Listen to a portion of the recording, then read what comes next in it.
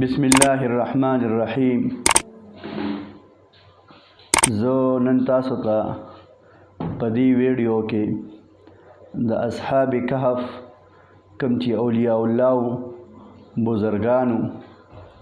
د هغې د نومونو برکات او فضیلتونه بعضې کتابونو دا ذکر کړي دي،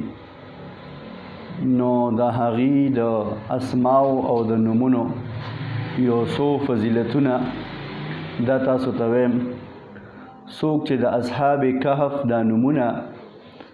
دا ځان سره ولیکي او ځان سره کیدي، نو د دې ډېر فضایل او برکات دي. څوک چې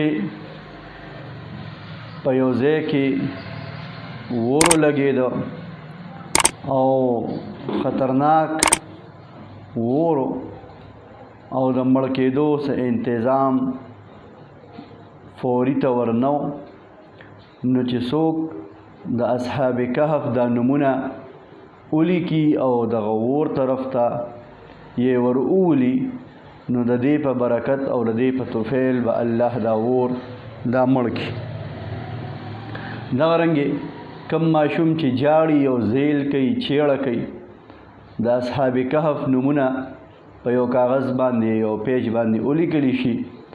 او هغه ماشوم ته په غاړه کې واچولی شي، نو انشاءالله العزیز دغه په برکت باندې به الله جل شانه د